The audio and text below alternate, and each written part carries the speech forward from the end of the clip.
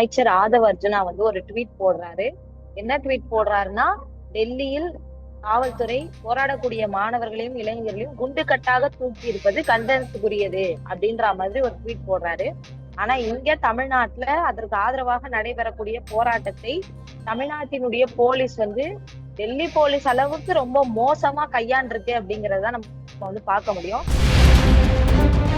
நீங்க ஆட்சிக்கு வர்றதுக்கு ஓட்டு கேட்கறதுக்கு மட்டும் நீட் தேர்வை பயன்படுத்திட்டு நீங்க ஆட்சிக்கு வந்ததுக்கு அப்புறம் நீட்டுக்கு எதிராக போராடுற மாணவர்களே இப்படி அடிப்போம், போராடினா அடிப்போம், அரெஸ்ட் பண்ணுவோம், ஜெயில வைப்போம்னா அது மக்களையும் மாணவர்களையும் ஏமாத்தக்கூடிய ஒரு வேலையாக தான்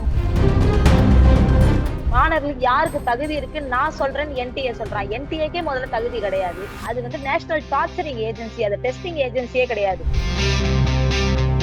விசிகா ஒரு அரசியல் கட்சி. இந்த பிரச்சனைல அவங்கள எங்க களத்துல எங்க போராட்டத்துல அவங்க இல்லையே, யாருமே இல்லையே. இப்ப திராவிடர் அமைப்புகள் கூட இருக்கு, அவங்க கூட போராட்டத்துக்கு வரலையே. திமுகவினுடைய மாணவர் அணி இருக்கு, திமுக கட்சி இருக்கு. களத்தில் போராடுவதற்கு யாரும் தயாராக இல்லை. கல்வி மாநில பட்டியலுக்கு வரணும் அப்படின்ற ஒரு விஷயத்த முதலமைச்சர் அவர்களும் பேசுகிறார். ஆனால் அது வெறும் வாய் பேசா மட்டுமே, 4 ரீல்ஸுக்கான கண்டென்ட்டா மட்டுமே மாறக்கூடாது என்பதுதான் எங்களுடைய கருத்து. உண்மையாவே உங்களுக்கு அந்த நிலைப்பாடு இருக்குன்னு சொன்னா நீங்கள் இருக்க வேண்டிய இடம் மக்கள் கிட்ட. ஒரு ஸ்டேட்மெண்ட் கூட உங்களால கண்டிக்கிறோம் ஒன்றிய அரசைன்னு சொல்லி விட முடியாத அளவிற்கு என்ன அழுத்தம்? ஏன் வாய் மூடிட்டு இருக்கிறீங்க? டெல்லியில மாணவர்கள் மீது நடந்த தடியடி சம்பந்தமா இன்னைக்கு சுப்ரீம் கோர்ட்ல ஒரு அவசர வழக்கு பதிவு பண்ணியிருக்காங்க. அந்த அவசர வழக்குல மாணவர்கள் மீது தடியடி நடத்துற காணொலி காட்சிகளை நீதிபதி முன்ன சமர்ப்பிச்சிருக்காங்க. அப்ப உச்ச நீதிமன்ற நீதிபதிகள் எந்த வீடியோவும் எங்களுக்கு பார்க்கறதுக்கு நேரம் இல்ல, போன்ற நேரத்தை வீணாக்காதீங்க அப்படிங்கிற மாதிரி ஒரு கருத்தை சொல்லியிருக்காங்க. இந்த நாட்டுக்காக போராடக்கூடிய இளைஞர்கள் மாணவர்களையும் லத்தியை கொண்டு அவ்வளவு மோசமா அடிச்சு தாக்குறதே பார்ப்பதற்கே உச்ச நீதிமன்ற தலைமை நீதிபதிகளுக்கு வேலை இல்லைன்னு சொன்னா அது எந்த அளவுக்கு அவர்கள் அனைவரும் பாஜக அரசுக்கு ஆதரவாக அந்த தீர்ப்பை கொடுக்க போறாங்க அப்படிங்கறதுதான் அதை வெளிப்படுத்துது. எந்த சமையலும் ருசி தேடும் ரகசியம் 20 ரூபாய். மெரிபா பன்னீர் சோடா, ஐ ட்ரஸ்ட் மெரிபா. ரிஃப்ளெக்ட் நேயர்களுக்கு வணக்கம். இன்று நம்மோட நேர்காணல் எஸ்எஃப்ஐ ஸ்டேட் செக்ரட்டரி மிருதுளா அவர்கள் நம்மோடு இணைகிறாங்க. அக்கா வணக்கம். இப்ப டெல்லியில் நடந்துட்டு போராட்டத்துக்கு ஆதரவா தமிழ்நாட்டில் மாணவர் அமைப்புகள் போராட்டத்தை இப்ப கையில் எடுத்திருக்காங்க. தமிழ்நாடு அரசு டெல்லியில நடந்திருக்கக்கூடிய போராட்டத்துக்கு தன்னுடைய ஆதரவை தெரிவிச்சிருக்கு. ஆனா அந்த போராட்டத்துக்கு ஆதரவா தமிழ்நாட்டில் போராடி கொண்டிருக்கக்கூடிய உங்களை போல போராட்ட அமைப்புகளை காவல்துறை மூலம் முடக்கக்கூடிய செயல்களை இந்த அரசு பண்ணிட்டு இருக்காங்க. அதை நீங்க எப்படி பார்க்கணும்? நேத்து அமைச்சர் ஆதவ அர்ஜுனா ஒரு ட்வீட் போடுறாரு. என்ன ட்வீட் போடுறாருன்னா, டெல்லியில் காவல்துறை போராடக்கூடிய மாணவர்களையும் இளைஞர்களையும் குண்டு கட்டாக தூக்கி இருப்பது கண்டனத்துக்குரியது அப்படின்ற மாதிரி ஒரு ட்வீட் போடுறாரு. ஆனா இங்க தமிழ்நாட்டுல அதற்கு ஆதரவாக நடைபெறக்கூடிய போராட்டத்தை தமிழ்நாட்டினுடைய போலீஸ் டெல்லி போலீஸ் அளவுக்கு ரொம்ப மோசமா கையாண்டிருக்கு அப்படிங்கறத நம்ம பார்க்க முடியும். நேற்றைய தினமும் நாங்க போராடினோம், இன்றைய தினமும் நாங்க போராடிக்கிட்டு இருக்கிறோம். நாங்க என்ன கேட்கிறோம் கவர்மெண்ட் கிட்டனா, நாங்க காலவரையற்ற போராட்டத்தை நாங்க துவங்க இருக்கிறோம். அதனால எங்களுக்கு ஒரு இடத்தை ஒதுக்கி கொடுங்க அப்படிங்கறத கேட்கிறோம். ஆனா தமிழ்நாடு போலீஸ் அதுக்கான ஒரு இடத்தை தர மறுக்கிறாங்க, அனுமதி தர மறுக்கிறாங்க. நாங்கள் போராட்டத்திற்கு நாங்க ஒன்றுதான் கூடணும், நாங்க போராட்டத்தை துவங்க கூட இல்லை. ஆனா அங்கங்கே வைத்து தோழர்களை கைது செய்திருக்கிறார்கள். அது மட்டும் இல்லாம இன்னைக்கு தமிழ்நாடு முழுக்க பல்வேறு இடங்கள்ல 40 மாவட்டங்களிலும் இந்திய மாணவர் சங்கம் கல்வி நிலையங்கள்லயும் அதே போல தோழமை இயக்கங்களோடு இணைந்து பல்வேறு இடங்கள்ல போராட்டத்தை நடத்த திட்டமிட்டு இருந்தோம். போராட்டம் நடத்தின எல்லா இடங்கள்லயும் போலீஸ் கைது செய்திருக்கிறது. திருவொற்றியூர் அரசு கலைக்கல்லூரியில போராடின மாணவர்களை கைது செய்திருக்கிறார்கள். அதே போல பார்த்தோம்னா திருவண்ணாமலையில போராடின மாணவர்களை கைது செய்திருக்கிறார்கள். ஈரோட்ல போராடின மாணவர்களை கைது செய்தார், தஞ்சாவூர்ல கைது, இப்படி எல்லா இடங்களிலும் தமிழ்நாட்டுல கைது கைது கைதுன்னு போய்கிட்டு இருக்குது. நாங்க என்ன கேட்கிறோம், இது ஒரு ஜனநாயக நாடு தானே, ஏன் தமிழ்நாட்டுல போராடுவதற்கு அனுமதி கிடையாதா? தாவேகா அரசாங்கம் ஆட்சி பொறுப்புக்கு வந்ததுக்கு அப்புறம் யாரும் போராடக்கூடாதுன்னு புதுசா சட்டம் ஏதாவது போட்டுட்டீங்களா அப்படின்ற கேள்விதான் நாங்க முன்வைக்க இருக்கிறோம். போராடுற எங்களுக்கு அனுமதி வழங்க வேண்டும். காவல்துறை அதுவும் மாணவிகளை இப்படி பிடித்து இழுக்கிறது, அராஜக முறையில கைது செய்யறது, போராடக்கூடிய மாணவர்களை கையை கடிக்கிறது, இது மாதிரியான செயல்பாடுகள்ல தமிழ்நாடு போலீஸ் ஈடுபடுறது அப்படிங்கிறது ரொம்ப கடனத்துக்குரிய ஒரு செயலாக நாங்க பார்க்கிறோம். இப்போ இன்னைக்கு அமைச்சர் ராஜ்மோகன் அவர்கள் ஒரு செய்தியாளர் சந்திப்பில் பேசிட்டார். மாணவர்களின் அறவழி போராட்டத்தை நாங்கள் ஆதரிப்போம், மாணவர்கள் வந்து பொதுமக்களை டிஸ்டர்ப் பண்ணாதான் வந்து நாங்க வந்து அவர்களுக்கு கைது செய்யக்கூடிய நடவடிக்கைகள் எடுப்போம் அப்படின்ற மாதிரி ஒரு பேசிட்டாரு. அதே இன்னைக்கு பார்த்தா திருவள்ளூர் கல்லூரிக்கு உள்ளே போராட்டம் பண்ண மாணவர்கள் வந்து காவல்துறை வந்து கைது பண்ணியிருக்காங்க. அமைச்சருடைய கருத்து இருக்கு. அதுதான் அவங்க பேசுறதுக்கோ அவங்க ஒண்ணு ப்ரொஜெக்ட் பண்றதுக்கோ நடந்துக்கிறதுக்கோ வந்து கொஞ்சம் கூட சம்பந்தமே கிடையாது. அவர் பேசுறது ஒரு எக்ஸ்ட்ரீம்ல இருக்கு, தமிழ்நாடு போலீஸ் நடந்துக்கிறது இன்னொரு எக்ஸ்ட்ரீம்ல இருக்குது. காலேஜுக்குள்ள போராட்டம் நடந்தா யாருக்கு இங்க பிரச்சனையாக போகுது? அங்க ஏன் கைது செய்யறீங்க போயிட்டு? கல்லூரிக்குள்ள மாணவர்கள் அவங்களுடைய சாலிடாரிட்டி இந்த மூமெண்ட்டுக்கு தெரிவிக்கணும்னு நினைக்கிறாங்க. கல்லூரிக்குள்ள போய் கைது செய்யற அதிகாரத்தை காவல்துறைக்கு யார் கொடுத்தது? கேம்பஸ்குள்ள போலீஸ்க்கு என்ன வேலை? ஏன் உள்ள வரீங்க? நாங்க எங்களுடைய உரிமை, நாங்க எங்களுடைய சாலிடாரிட்டியை வெளிப்படுத்தணும்னு நினைக்கிறோம். கல்வி நிலையத்துக்குள்ள வந்து வந்து மாணவர்களை கைது செய்து இப்ப ஸ்டேஷன்ல கொண்டு போய் வச்சிருக்கிறீங்கன்னு சொன்னா இது எப்படி? அமைச்சர் ராஜ்மோகன் பேசுறதுக்கும் இதுக்கும் எந்த விதமான தொடர்புமே கிடையாது. அறவழி போராட்டம்னா என்னங்க? ஒரு இடத்த ஒதுக்கி கொடுங்க, போராடுறோம் நாங்க கேட்கிறோம். அதற்கு அனுமதி தர மாட்டீங்க அப்படின்னு சொன்னா அது எந்த வகையில அராஜகமாகும், இல்ல அது எந்த வகையில பப்ளிக் டிஸ்டர்பன்ஸ் ஆகும்ன்ற கேள்விதான் நாங்க கேட்கிறோம். ஒரு இடத்த ஒதுக்கி கொடுத்தா நாங்க அந்த இடத்துல போய் போராட்டம் நடத்துறோம்னு சொல்றோம். இடத்தை ஒதுக்கி கொடுக்காம இருக்கிறது நீங்க தானே. அப்ப நீங்க தவறு செய்து கொண்டு போராடக்கூடிய மாணவர்களை வந்து அராஜகவாதிகளாக வந்து ப்ரொஜெக்ட் பண்ணணும்னு நினைக்கிறது வந்து ஏற்புடையது கிடையாது.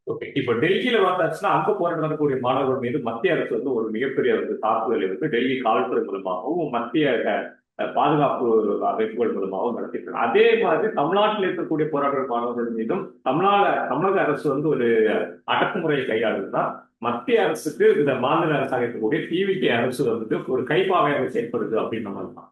ஆமா, இவங்க வந்து இவங்களோட நிலைப்பாட்டை வந்து வெளிப்படையா தெரிவிக்கணும். இவ்வளவு பேரு பேசினதுக்கு அப்புறம் தான் நேத்து வந்து அமைச்சர் வந்து ட்வீட் போடுறாரு ஆதவர்ஜுனா வந்து.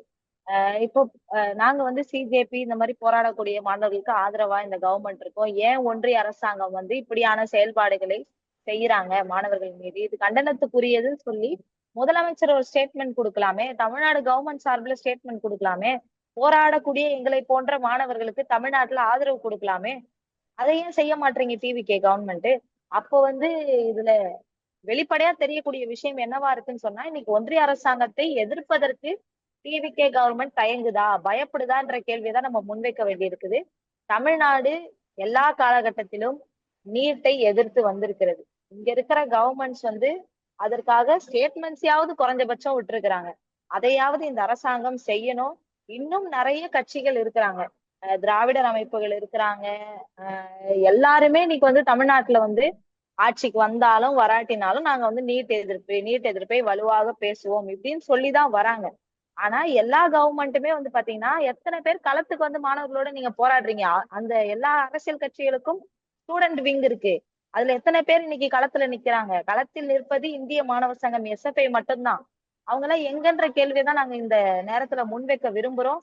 அதனால வந்து நீங்க ஆட்சிக்கு வர்றதுக்கு ஓட்டு கேட்கறதுக்கு மட்டும் நீட் தேர்வை பயன்படுத்திட்டு நீங்க ஆட்சிக்கு வந்ததுக்கு அப்புறம் நீட்டுக்கு எதிராக போராடுற மாணவர்களே இப்படி வந்து அடிப்போம், போராடினா அடிப்போம், அரெஸ்ட் பண்ணுவோம், ஜெயில வைப்போம்னா அது வந்து மக்களையும் மாணவர்களையும் ஏமாத்தக்கூடிய ஒரு வேலையாக தான் நம்ம வந்து சுட்டி காட்ட வேண்டியிருக்கு. நீங்க சொன்ன மாதிரி தமிழக அரசுடைய நிலைப்பாடு வந்து வெளிப்படையாக இல்லாத ஒரு தன்மை வந்து நம்மளால பார்க்க முடியாது. ஏன்னா வந்து அறிக்கை வெளியிடுவது கூட ஐடி விங்ல இருந்து அறிக்கை வெளியிடுவதை தவிர இதுவரைக்கும் வந்து முதலமைச்சர் அதுக்கான ஒரு அது சம்பந்தமாக எதுவும் வந்து ஒரு கருத்து தெரிவித்த மாதிரி இல்லை. பாஜக அரசை பார்த்து டிவிகே அரசு வந்து ஒரு அச்சத்த நிலைப்பாட்டுல தான் இருக்காங்க. மைனாரிட்டி கவர்மெண்டா இருக்காங்க, அதனால ஒரு அச்ச உணர்வு கொடுத்து அந்த அச்ச உணர்வு அவருக்கு இருக்க வேண்டிய அவசியமே கிடையாது. ஏன்னு சொன்னா தமிழ்நாட்டுல இருக்க எல்லா மக்களும் ஓட்டு போட்டு தானே நீங்க வந்து இப்ப முதலமைச்சர் ஆயிருக்கிறீங்க. நீங்க இந்த தமிழ்நாட்டு மக்களை ரெப்ரசென்ட் பண்றீங்க. அதனால வந்து அவருடைய பயம் இருக்கு, அவர் வந்து தயங்குறாரா அப்படின்ற ஒரு பாயிண்ட்டுக்கே இங்க வந்து இடம் கிடையாது. நிச்சயமாக இது வந்து அநீதிங்க. டெல்லியில வந்து போலீஸ் வந்து லத்தி சார்ஜ் பண்றாங்க. அதே மாதிரி வந்து மாணவிகளை வந்து போராடக்கூடிய கேர்ள்ஸ் ஸ்டூடெண்ட்ஸ் அவ்வளவு மோசமா ஹராஸ் பண்ணிக்கிட்டு இருக்கிறாங்க டெல்லி போலீஸ். குழந்தைங்க பெரியவங்கன்னு பார்க்காம மோசமா தடியடி நடத்திட்டு இருக்காங்க, கண்ணீர் புகை குண்டுகள் வீசுறாங்க. வந்து இந்தியா வந்து ஒரு எப்படி ஒரு சுதந்திர போராட்டம் நடந்ததோ அந்த அளவுக்கு வீரியமா இப்ப வந்து மாணவர்கள் தலைநகர் டெல்லியில இந்த போராட்டத்தை தொடர்ந்து நடத்திக்கிட்டு இருக்கிறாங்க. எஜுகேஷன் சிஸ்டம் வந்து இந்தியாவுல வந்து மிகப்பெரிய ஒரு கேள்விக்குறியா அதல பாதாளத்துக்கு போயிருக்கக்கூடிய ஒரு நிலைமையில இருக்குது. இன்னைக்கு நீங்க வந்து யூஜிசி நெட்னு ஒரு எக்ஸாம் நடத்துனாங்க சோசியாலஜில, அதுல மோசடி. நீட்ல வந்து பாத்தீங்கன்னா கிட்டத்தட்ட கடந்த 10 ஆண்டுகள்ல மட்டும் 89, அதாவது என்டிஏ நடத்தின தேர்வுகள்ல 89 பேப்பர் லீக்கேஜஸ், நீட்ல தொடர்ந்து வருஷா வருஷம் மோசடி. இப்ப சிபிஎஸ்இ எக்ஸாம் நடத்தினாங்க. அதுல வந்து பாத்தீங்கன்னா இந்த ஆன்லைன்லயே வந்து திருத்தம் செய்யக்கூடிய ஒரு மெத்தடை வந்து இன்ட்ரடியூஸ் பண்ணாங்க. அதுல வந்து பாத்தீங்கன்னா அவ்வளவு பிரச்சனைகள் வந்தது. இப்ப மாணவர்களுடைய எதிர்காலமே கல்விதான், கல்விதான் நம்முடைய தலையெழுத்தையே தீர்மானிக்குதுன்னும் போது, அந்த கல்வியை எனக்கு கொடுப்பதுல இந்த அரசாங்கம் இவ்வளவு பிரச்சனைகள், இவ்வளவு மோசடிகள்னு தொடர்ந்து செஞ்சுக்கிட்டே வந்தா, மாணவர்களுக்கு இந்த எஜுகேஷன் சிஸ்டம் மேலயோ, இங்க இருக்கக்கூடிய ஆட்சியாளர்கள் மேலயோ துளியும் நம்பிக்கை இல்லை. இதுல வந்து தர்மேந்திர பிரதான் அவர் வந்து எஜுகேஷன் மினிஸ்டர், அவர் வாய் திறந்து பேசி இருக்கணும். அவர் இன்னைக்கு வரைக்கும் எதுவுமே பேசல. ஆனால் அவர் என்ன இன்னைக்கு அவரோட ஸ்டேட்மெண்ட் சொல்றாருன்னா, ராகுல் காந்தி இருந்து இருந்து இவ்வளவு காலமா அவர் ஆளே காணோம். இந்திய, அதாவது அவர் தான் ஒரு எதிர்க்கட்சி தலைவர், இவ்வளவு நாளா அவர் ஆளே காணோம். நேத்துதான் போராட்ட காலத்துக்கே வந்திருக்காரு. முதல்ல அதுக்கு வந்து அவரை வந்து பாராட்டுறதா இல்ல என்ன சொல்றதுன்னு கூட தெரியல. நேத்துதான் அவர் போராட்ட காலத்துக்கு வந்தாரு. அதுக்கு என்ன ட்வீட் போடுறாருன்னா வந்து, இந்திய மாணவர்களை வந்து ராகுல் காந்தி வந்து தவறா வழி நடத்துறாருன்னு தர்மேந்திர பிரதான் வந்து ட்வீட் போடுறாரு, ராகுல் காந்தி இந்த போராட்டத்துக்கு வந்ததுக்கு. இவ்வளவு நாள் இந்த பேப்பர் லீக்கேஜஸ் பத்தி நாங்க பேசிக்கிட்டு இருக்கோம் ஸ்டூடெண்ட்ஸ். அதை பற்றி வாய் திறப்பதற்கு தர்மேந்திர பிரதானுக்கு வந்து எந்த விதமான தைரியமுமே கிடையாது. ஏன் இந்த பேப்பர் லீக்கேஜஸ் நடந்தது? மாணவர்கள்லாம் வந்து இப்படி ஒரு அரசு ஒரு தவறு செய்திருக்கு சொன்னா அதை நாங்க ஃபியூச்சர்ல திருத்திக்கிறோம், இல்ல இந்த மாதிரியான நிலைப்பாடுகளை செய்யறோம் அப்படின்னு எதுவுமே ஓப்பன் பிரஸ் மீட் அவங்க கொடுக்கவே இல்லை. பயப்படுறாங்க. ஏன்னா இந்த பேப்பர் லீக்கேஜஸ்ல வந்து முழுக்க முழுக்க யார் வந்து அதிக அளவுல மாட்டியிருக்கிறான்னா, பாஜகவை சேர்ந்த நபர்கள், அவங்களுடைய இளைஞரணி மாணவரணியை சார்ந்த நபர்கள், என்டிஏ அவங்களுடைய கூட்டணி ஆட்சிகள், இதெல்லாம் இருக்கக்கூடிய மாநிலங்கள்ல தான் அதிகமான முறைகேடுகள் நடந்திருக்கிறதா நமக்கு வழக்கு பதிவா இருக்குது. அந்த வழக்குல எல்லாம் என்ன நடவடிக்கை? ஒரு நபர் கிட்டத்தட்ட 4க்கும் மேற்பட்ட இதே மாதிரி பேப்பர் லீக்கேஜ் கேஸ்ல மாட்டி இருக்கிறாரு. அவரை கூட கைது செய்யறதுக்கு இந்த பாஜக அரசாங்கத்திற்கு தைரியம் கிடையாது. அதாவது அவங்கதான் அந்த கிரிமினல்ஸே. அவங்க ஆளுங்களே அவங்க எப்படி கைது செய்வாங்க? எல்லா வழக்கையும் சிபிஐக்கு மாத்திரம் இதற்கு என்ன கன்விக்ஷன் வந்திருக்குது?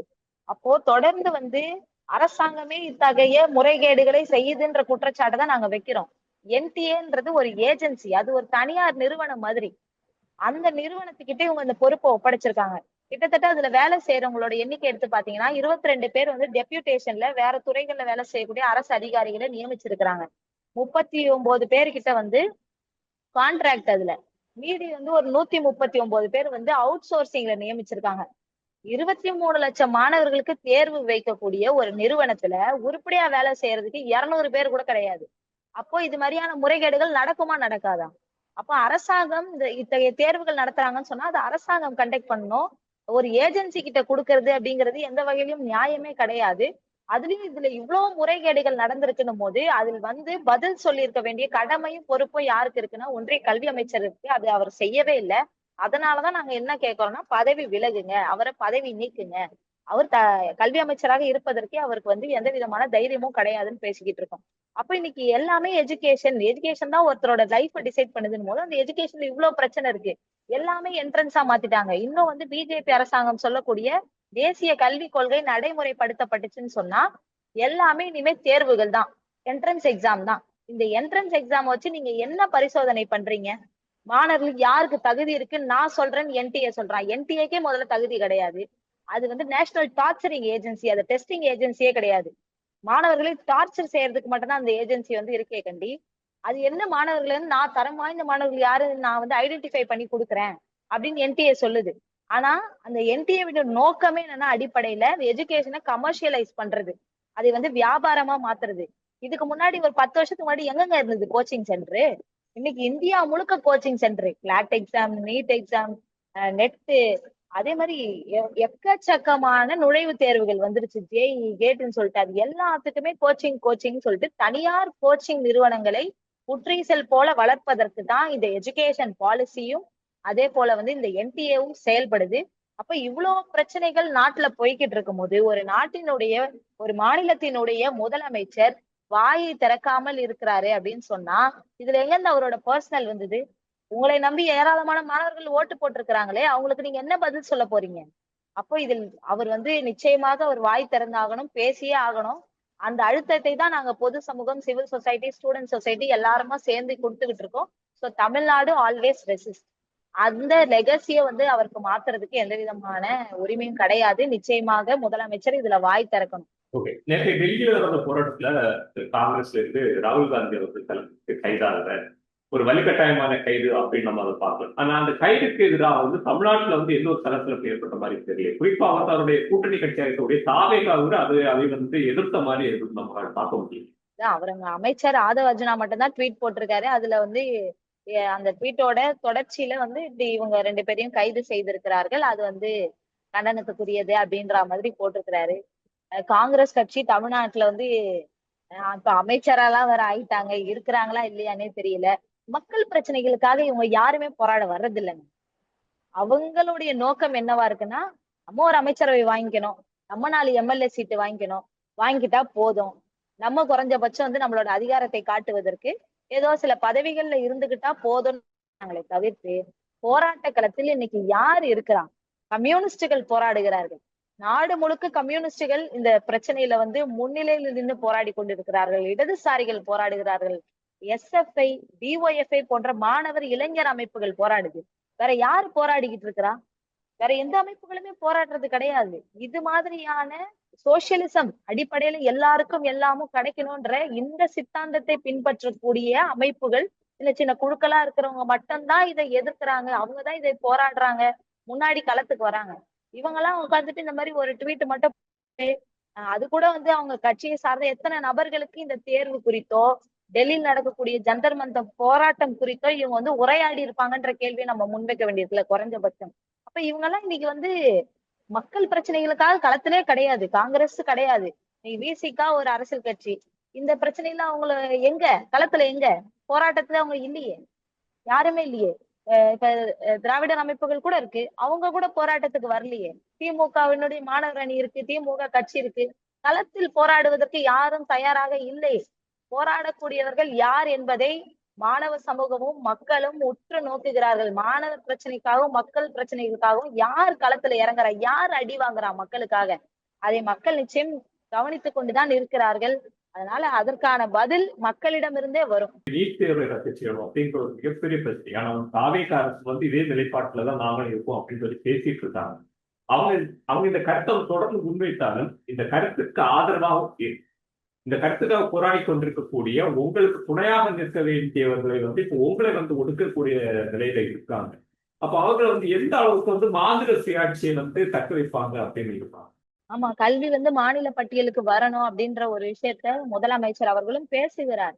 ஆனால் அது வெறும் வாய் பேச்சா மட்டுமே, 4 ரீல்ஸுக்கான கண்டென்ட்டா மட்டுமே மாறக்கூடாது என்பதுதான் எங்களுடைய கருத்து. உண்மையாவே உங்களுக்கு அந்த நிலைப்பாடு இருக்குன்னு சொன்னா, நீங்கள் இருக்க வேண்டிய இடம் மக்கள் கிட்ட, நீங்கள் இருக்க வேண்டிய இடம் போராட்டம். ஆனா அதை மறுத்து விட்டு ஒரு ஸ்டேட்மெண்ட் கூட உங்களால கண்டிக்கிறோம் ஒன்றிய அரசைன்னு சொல்லி விட முடியாத அளவிற்கு என்ன அழுத்தம்? ஏன் வாய் மூடிட்டு இருக்கிறீங்க? அதனால இது வந்து அரசு இப்படி அமைதியாக இருப்பது அப்படிங்கிறது வந்து ஏற்புடையதல்ல. இதுதான் டெல்லியிலயும் பிரச்சனை, இதுதான் தமிழ்நாட்டிலயும் பிரச்சனை. என்ன நடந்தாலும் நாங்க வந்து வாய் திறந்து பேச மாட்டோம், என்ன நடந்தாலும் நாங்க பத்திரிகையாளர்களை சந்திக்க மாட்டோம் அப்படின்னா ஏன் பயப்படுறீங்கன்ற கேள்விதான் நம்ம கேட்க வேண்டியிருக்கு. தைரியமா வந்து பேசுங்க, என்ன தெரியாத கேட்டுற போறாங்க? உங்களோட நிலைப்பாடுகளை தானே கேட்க போறாங்க. நீங்க அடுத்து என்ன செய்ய போறீங்கன்றதானே கேட்க போறாங்க. ஒரு விஷயத்துல ஆமா சரி தப்பு 2 தான் இருக்க முடியும். நீங்க வந்து அதுல உங்களோட நிலைப்பாடை எடுத்துதான் ஆகணும். ஒரு நிலைப்பாடை எடுப்பதனால் இன்னொரு பக்கம் வந்து நான் வெறுப்பை சம்பாரிச்சுப்பேன்றதுக்காக நான் வந்து எந்த நிலைப்பாடுமே எடுக்க மாட்டேன், நான் நடுநிலையில் போவேன்னு சொன்னா அநீதி நடக்குது டெல்லியில. ஒரு பக்கம் காவல்துறை அடிக்கிறாங்க, ஒரு பக்கம் மாணவர்கள் வந்து அவ்வளவு மோசமா தாக்கப்படுறாங்க. இதுல நான் யார் பக்கம் நிலைப்பாடு எடுப்பேன் அப்படின்னா, இயல்பா பாதிப்புக்குள்ளானவர்கள் பக்கம் தான் நான் நிலைப்பாடு எடுப்பேன். ஏன்னா 2 பக்கமும் எடுக்க மாட்டேன், நான் நடுநிலையில நின்று பேசுவேன்னு சொன்னா அது நீங்கள் மறைமுகமாக யார் பாதிப்புக்கு உள்ளாக்குகிறார்களோ அவர்களுக்கு நீங்கள் உங்கள் ஆதரவை கொடுத்து கொண்டிருக்கிறீர்கள் என்பதுதான் அதனுடைய பொருள். உங்களுடைய அமைதி அதைத்தான் எங்களுக்கு உணர்த்துகிறது. இப்ப எதிர்கட்சியா இருக்கக்கூடிய திமுக இதுக்கு முன்னாடி ஆட்கட்சியா இருக்கும் போது நீட் தேர்வை வந்து வலுவா எதிர்த்தாங்க. இப்போ வந்து எதிர்த்துட்டு தான் இருக்காங்க. கூடவே வந்து இப்போ வந்து அந்த ஆட்சி மாற்றத்துக்கு பிறகு ஜென்சி அரசியல் அப்படிங்கிறத வந்து திமுக வந்து முன்னோக்கி எடுத்துட்டு போயிட்டு இருக்கு. இப்போ வந்து நீங்க கம்யூனிஸ்ட் கட்சி சார்ந்த மாணவர் அமைப்புகள் நீங்க போராட்டம் பண்ணிட்டு இருக்கீங்க. இந்த போராட்ட காலத்தில் திமுகவின் பங்களிப்பு எப்படி இருக்கு? ஏன்னா வந்து திமுக வந்து டெல்லியில் நடக்கிற போராட்டங்கள்ல வந்து நேரடியாக கலந்துக்கிட்டு அவருடைய ஆதரவை வந்து தெரிவிக்கிறாங்க. தமிழ்நாட்டுல திமுகவின் ஆதரவு உங்களுடைய மாணவ அமைப்புக்கு எந்த அளவுக்கு? டெல்லியிலுமே வந்து கடந்த காலங்கள்ல இது மாதிரியான கோரிக்கைகளுக்கு ஒரு யுனைடெட் மூவ்மெண்டை வந்து உருவாக்கணும்னு சொல்லி நாங்கள் இந்திய மாணவர் சங்கம், அதே போல அனைத்து இந்திய மாணவர் பெருமன்றம் போன்ற அமைப்புகள், ஐசா, இப்படி பல அமைப்புகள் ஒருங்கிணைந்து ஒரு பிளாட்ஃபார்மை வந்து உருவாக்கணும். ஸோ இந்த குரல்கள் அனைத்தையும் ஒருங்கிணைக்கணும் அப்படின்ற ஒரு அடித்தளத்தை ஏற்படுத்தியவர்கள் இடதுசாரி மாணவர் அமைப்பினுடைய தலைவர்கள், இந்த அமைப்புகள் தான். அதனுடைய ஒரு ரிஃப்ளெக்ஷன் தான் இங்க தமிழ்நாட்டில் இருக்கக்கூடிய இன்னும் வெவ்வேறு மாநிலங்கள்ல இருக்கக்கூடிய அந்த மாணவர் அமைப்புகளை ஒருங்கிணைத்து டெல்லிக்கு வந்து நாங்க கொண்டு போனோம். நம்மளுடைய கண்டன குரல்களையும் பதிவு செஞ்சோம். அது ரொம்ப அவசியம் நான் நினைக்கிறேன். ஏன்னா வந்து இந்திய மாணவர் சங்கம் இன்னைக்கு நேத்து கிடையாது. இன்னைக்கு கூட நம்மளுடைய போராட்டம் சார்ந்த இந்த வீடியோஸ் எல்லாம் வந்து வெளிவரும் போது, இத்தனை நாள் நீங்க எங்க போனீங்க, இத்தனை நாள் நீங்க எங்க போனீங்க அப்படின்னு கேக்குறாங்க. 2016 போராடி கொண்டிருக்கிறோம். எங்களுடைய தோழர்கள் கிட்டத்தட்ட 100 பேருக்கு மேல இந்த நீட் தேர்வு இந்த போராட்டத்தில் சிறைக்கு போயிருக்காங்க, ஜெயிலுக்கு போயிருக்காங்க. ஒரு நாள் மண்டபத்துல அடைச்சு வைக்கிறது கிடையாது, சிறைக்கு போயிருக்கிறார்கள். அதிமுக ஆட்சி காலத்தில் அதிமுக அரசு இதை செய்தது. எனவே அடுத்தடுத்து இப்போ திமுக அரசுமே இருந்தது ஆட்சியில. திமுக ஆட்சியில நாங்கள் போராடும் போதும் காவல்துறை எங்களை இப்படிதான் அணுகுச்சு. இப்ப தாவேக ஆட்சி, தாவேக ஆட்சியில போராடும் போதும் போலீஸ் எங்களை இவ்வாறுதான் அணுகுது. அப்போ வந்து இவங்களுடைய நிலைப்பாடு, ஆதரவு அப்படிங்கறதெல்லாம் வெறும் அறிக்கையோடு, எலெக்ஷன் மேனிபெஸ்டோவோடு நின்னுடுது. களத்துக்கு வரமாட்டேங்குது அப்படிங்கறதுதான் எங்களுடைய வருத்தம். எனவே களத்துக்கு வாங்க, போராட்டத்துக்கு வாங்க, மக்களோட நில்லுங்க, மாணவர்களோட பேசுங்க. அவங்களுடைய சிந்தனைகள் என்னவா இருக்கு, எண்ணம் என்னவா இருக்கு. இன்னைக்கு அவ்வளவு பேர் வந்து நீட்டை அப்போஸ் பண்றாங்க. தமிழ்நாட்டுல மட்டும் கிடையாது, இந்தியா முழுக்க அவ்வளவு குரல் வலுவாய் எழுந்திருக்கிறது. அப்போ வந்து நீங்க வெறும் இன்னைக்கு தேதியில கூட நீங்க இவ்வளவு பெரிய பிரச்சனை டெல்லியில போயிட்டு இருக்கும் போது கூட நாங்க அறிக்கை விடுவோம், நாங்க வந்து வெறும் வந்து இணைய வழியாக மட்டுமே நாங்க வந்து சில விஷயங்களை மட்டும் சொல்லிட்டு அதோட கடந்து போயிருவோம் அப்படின்னு நினைக்கிறது வந்து பொருத்தமற்ற ஒரு செயல். இன்னும் திராவிட அமைப்புகள் களத்துக்கு வரணும் அப்படிங்கிறது தான் எங்களுடைய ஒரு கோரிக்கையா இருக்கு. டெல்லியில மாணவர்கள் மீது நடந்த தடியடி சம்பந்தமா இன்னைக்கு வந்து சுப்ரீம் கோர்ட்ல வந்து ஒரு அவசர வழக்கு வந்து பதிவு பண்ணியிருக்காங்க. அந்த அவசர வழக்குல வந்து மாணவர்கள் மீது தடியடி நடத்துற காணொலி காட்சிகளை வந்து நீதிபதி முன்ன வந்து சமர்ப்பிச்சிருக்காங்க. அப்ப உச்ச நீதிமன்ற நீதிபதிகள் வந்து எந்த வீடியோவும் எங்களுக்கு பாக்குறதுக்கு நேரம் இல்ல, கோர்ட்ட நேரத்தை வீணாக்காதீங்க அப்படிங்கிற மாதிரி ஒரு கருத்தை வந்து சொல்லியிருக்காங்க. இந்த கருத்தை வந்து நீங்க எப்படி பாக்குறீங்க? உச்ச நீதிமன்றத்தினுடைய தலைமை நீதிபதி சூரியகாந்த் வந்து என்ன சொன்னார்னா, இப்படி வந்து போராடக்கூடிய, அதே மாதிரி சமூகத்துக்காக வந்து சோசியல் மீடியால ஆர்டிஐல தகவல் எல்லாம் போட்டு எடுக்கக்கூடிய இந்த இளைஞர்களை கரப்பாம்பூச்சிங்கன்னு சொன்னாரு. சரிங்களா? இப்ப இந்த மாதிரி அவர் ஸ்டேட்மெண்ட்ஸ் எல்லாம் சொல்லும் போது கோர்ட் நேரம் வந்து அதுல வீணாகவே ஆகாது. யார் சொன்னா நான் ஆட்சிக்கு வந்தா 2 கோடி வேலை வாய்ப்பை தருவேன்ட்டு? ஆண்டுக்கு 2 கோடி வேலை வாய்ப்பை நான் உறுதிப்படுத்தி தருவேன்னு சொன்னது மோடி அவர்கள். ஆனா ஆட்சிக்கு வந்ததுக்கு அப்புறம் என்ன பண்ணாரு? இருக்கிற வேலை வாய்ப்பையும் புடுங்கிக்கிற ஒரு வேலையை தான் செய்யறாங்க. தொடர்ந்து பொதுத்துறை நிறுவனங்கள், கவர்மெண்ட் ஜாப்ஸே இருக்காது இதுக்கப்புறம். எல்லாமே கான்ட்ராக்ட், எல்லாமே அவுட் சோர்சிங், இப்படியாக மாறிடும். என்னைக்கு வேலை போகும்னே நமக்கு தெரியாது. அந்த மாதிரியான ஒரு சூழ்நிலையில ஒரு சமூக பாதுகாப்பற்ற ஒரு வேலைதான் இன்னைக்கு இருந்துகிட்டு இருக்குது. ஸ்விக்கிலயோ சொமேட்டோலயும் இன்னைக்கு 2 டிகிரி படிச்சுட்டு மாணவர்கள், இளைஞர்கள் கிக் ஒர்க்கர்ஸா வேலை பார்த்துக்கிட்டு இருக்காங்க. அவங்க இளமை காலம் முழுக்க ஒரு ரொம்ப குறைந்த ஊதியத்துக்கு, ஒரு சம்பளத்துக்கு வேலைக்கு வச்சு அவங்களுடைய அத்தனை எனர்ஜியும் உறிஞ்சுக்கிட்டு அவங்க நாளைக்கு சக்கையாயி, ஒரு வயதாயி, ஒரு 50 வயசுல 55 வயசுல முடியாம வெளியே போகும்போது அவங்களுக்கு வந்து எந்த விதமான பென்ஷனும் இருக்காது, எந்த விதமான சமூக பாதுகாப்பும் இருக்காது. நீ எப்படி வேணா கேடுகிட்டு நாசமா போன இந்த அரசாங்கம் வந்து இந்த நாட்டினுடைய குடிமக்களை இன்னைக்கு கையறு நிலையில விடுது. சரிங்களா? அப்போ நம்ம என்ன கேட்கிறோம்னா, சமூக பாதுகாப்புடன் கூடிய வேலை வேணும், வேலை வாய்ப்பு வேணும் அப்படின்றதுதான் நம்மளுடைய கோரிக்கைதான் இருக்குது. சோ அதற்கு அடித்தளமிடக்கூடிய வகையில் தான் நம்ம முன்னெடுக்கக்கூடிய இந்த போராட்டங்கள் இருக்கு. அப்போ இப்படி மாணவர்கள் இன்றைக்கு வந்து கடுமையாக போராடி கொண்டிருக்கிறார்கள் அப்படின்னும் போது ரொம்ப ஒரு அசால்ட்டா வார்த்தையை விடுற அந்த உச்ச நீதிமன்றத்தினுடைய தலைமை நீதிபதி இவ்வளவு தேவையில்லாம பேசுறதெல்லாம் வந்து கோர்ட்டோட நேரத்தை வீணடிக்கிறது தான். அதை அனுமதிக்கிறீங்க.